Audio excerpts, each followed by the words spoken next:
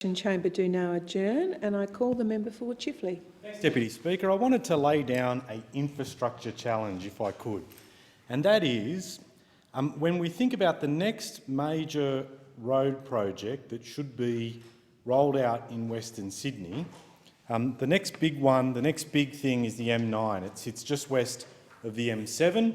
It'll connect up the 150,000 or so expected residents of the Northwest Growth Centre up to either the M7 or the Hume that runs through the member for Hume's electorate as well. Now, these projects aren't just a boon for motorists in terms of making their travel times easier, but they also open up regional economies. The M7 in my area has opened up chances for us to redevelop industrial land and create a massive job surge. The challenge, I would say, is that if it does get built, build it without a toll. Run the road without a toll. Because the member for Greenway and I represent constituents who may spend $40 a day, up to $40 a day, if they work in the city.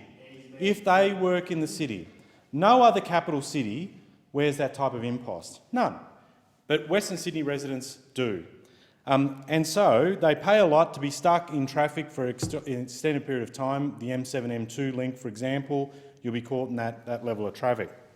And so, as I said, build it without the toll and make it run freely. Even build it with a rail link running right down the centre of the toll road or the non-toll road or motorway as it is, so that you can have public transport options built in as well. But guess what? I bet it won't happen. I bet it won't happen. Why? Because we're told the money isn't there. Why? Because it's not right to subsidise people in that way. Why? Because it's better to send a price signal in using the road. Now, when I think of those arguments that are racked up against building a toll-free motorway in Western Sydney, I instantly turn to the argument about building an instantaneous rail link to Badgerys Creek Airport. And the arguments that are being used that this should be built now and that we would need to probably cross-subsidise it, no doubt, because no one's going to use this thing until it's fully operational in 2065 anyway. But we're being told we have to expend this amount of money right now on this project. And the reason I raise this is because it highlights the hypocrisy of those who are advocating the massive expense of scarce public funds on a project like this, telling us how great a 24/7 airport is when they've been spending the bulk of their political lives arguing against an airport as well. And we're being told, and I'm not looking at you, Member for Hume, at all, I'm talking about other people in this place who've argued for ages against an airport in their backyard, but tell us that this is the best thing that will happen to Western Sydney since God knows what. And it is an hypocrisy. What also gets me going is this was a project conceived deceptively and is now being rolled out deceptively. And I'm glad that the member for Greenway is here because in early November, she and I wrote jointly to the Deputy Prime Minister saying, why is it that the place that we represent, Blacktown Council, sits within both our federal electorates, is the biggest council area in New South Wales, and how many community consultation sessions have been set up for this? One. It's being held on a weekday, during working hours, all designed to minimise the amount of time people have to object to an airport that will send 50 flights an hour, 24 hours a day, over major populated areas in Western Sydney. It is scandalous.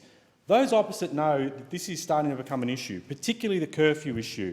We've had in the Blue Mountains 800 residents turn out opposed to the way the flight paths have been designed. We've had Penrith City Council, residents complaining there about the lack of a curfew. We had Parramatta Council that advocated for this airport, now saying that if there is no curfew on the Western Sydney Airport, there should be no curfew on Sydney Airport.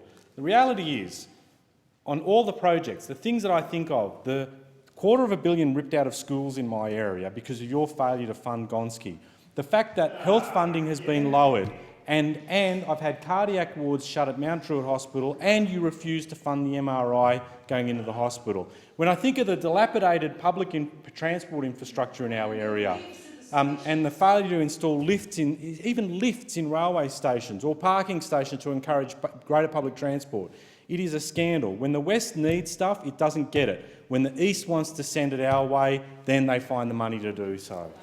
The question is